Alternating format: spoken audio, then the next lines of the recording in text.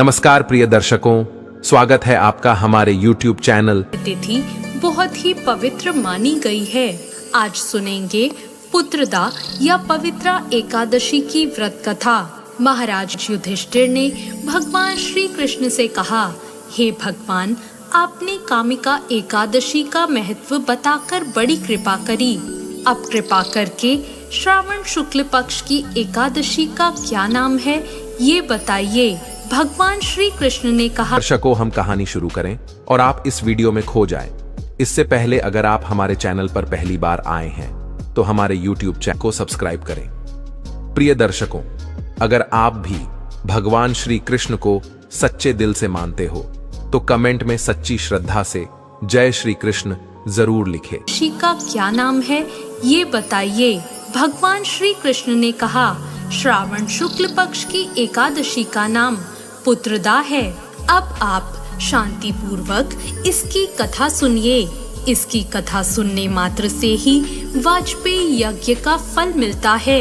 द्वापर युग के आरंभ में माहिष्मती नाम की एक नगरी थी, जिसमें महिजीत नाम का एक राजा राज्य करता था। लेकिन पुत्रहीन होने के कारण राजा को राज्य सुखदायक नहीं लगता था। उसका मानना था कि जिसके संतान ना हो उसके लिए यह लोक और परलोक दोनों ही दुखदायक होते हैं। पुत्र सुख की प्राप्ति के लिए राजा ने अनेक उपाय किए, परंतु राजा को पुत्र की प्राप्ति नहीं हुई।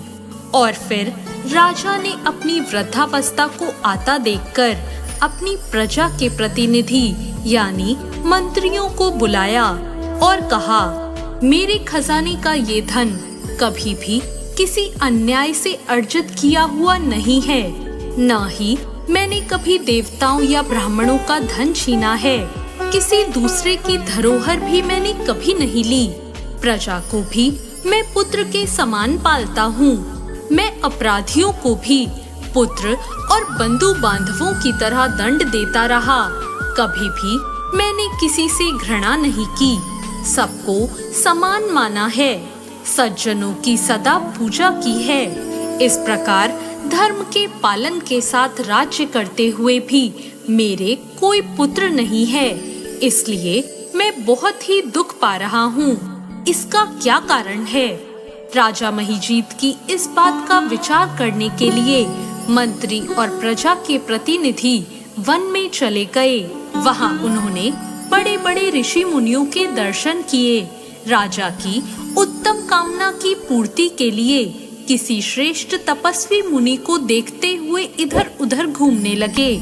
एक आश्रम में उन्होंने एक अत्यंत वयोवृद्ध धर्म के ज्ञाता, बड़े ही तपस्वी, परमात्मा में मन लगाए हुए, निराहार और समस्त शास्त्रों के ज्ञाता महात्मा लोमेश मुनि को देखा, जिनका कल्प के व्यतीत होने पर एक रोम गिरता था। सबने जाकर ऋषि को प्रणाम किया। उन लोगों को देखकर मुनि ने पूछा, आप लोग किस कारण यहाँ आए हैं, मुझे बताइए।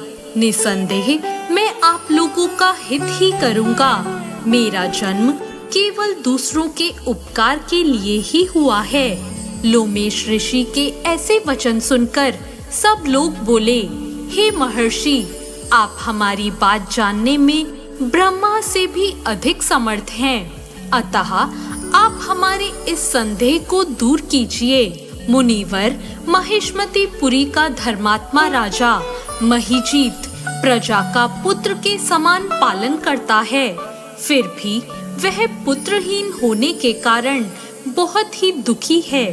उन लोगों ने आगे कहा, हम लोग उसकी प्रजा हैं, अतः उसके दुख से हम भी बहुत दुखी हैं। आपके दर्शन से हमें पूर्ण विश्वास है कि हमारा यह संकट अवश्य ही दूर हो जाएगा, क्योंकि महान पुरुषों के दर्शन मात्र से ही अनेक कष्ट दूर हो जाते हैं। आप कृपा करके राजा के पुत्र होने का उपाय बताएं। यह बात सुनकर ऋषि ने थोड़ी देर के लिए अपनी आंखें बंद कर ली और राजा के पूर्व जन्म को जानकर कहने लगे, यह राजा पूर्व जन्म में एक निर्धन वैश्य था।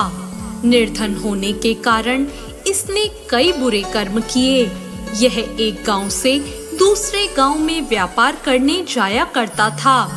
एक समय ज्येष्ठ मास के शुक्ल पक्ष की द्वादशी के दिन वह जब 2 दिन से भूखा प्यासा था, एक जलाशय के समीप पानी पीने गया। उस स्थान पर एक गाय थी जिसका अभी बच्चा हुआ था। वो गाय पानी पी रही थी। राजा ने उस प्यासी गाय को जल पीते हुए हटा दिया और स्वयं जल पीने लग गया। इसलिए राजा को यह दुख सहना पड़ रहा है। एकादशी के दिन भूखा रहने की वजह से वह राजा बना और प्यासी गाय को जल पीता हुआ हटाने के कारण उसे पुत्र वियोग का दुख सहना पड़ा। ये सब वचन सुनकर सभी लोग कहने लगे, हे ऋषि, शास्त्रों में पापों का प्रायश्चित भी लिखा है। अतः जिस प्रकार राजा का यह पाप नष्ट हो जाए, आप ऐसा कोई उपाय बताइए।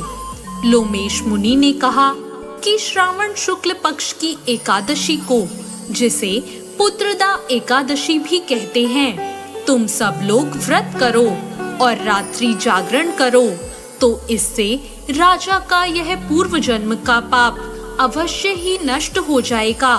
साथ ही राजा को पुत्र की प्राप्ति होगी। लोमेश ऋषि के ऐसे वचन सुनकर वो सभी वापस लौट आए और जब श्रावण शुक्ल पक्ष की एकादशी आई तो ऋषि की आज्ञा अनुसार सबने राजा सहित पुत्रदा एकादशी का व्रत और जागरण किया। इसके पश्चात ही द्वादशी के दिन इसके पुण्य का फल राजा को दिया गया। उस पुण्य के प्रभाव से रानी ने गर्भ धारण किया और प्रसव काल समाप्त होने पर रानी ने एक तेजस्वी पुत्र को जन्म दिया। इसलिए राजन, इस श्रावण शुक्ल पक्ष की एकादशी का नाम पुत्रदा पड़ा। अतः संतान सुख की इच्छा हासिल करने वाले इस व्रत को अवश्य करें। इस कथा को पढ़ने तथा इसके महात्म को सुनने से मनुष्य के सब पाप नष्ट हो जाते हैं और इस लोक में संतान सुख भोग कर वो परलोक में स्वर्ग को प्राप्त होता है। तो ये थी पुत्रदा या पवित्रा एकादशी की व्रत कथा। आपको ये कथा कैसी लगी कमेंट बॉक्स में जरूर बताएं।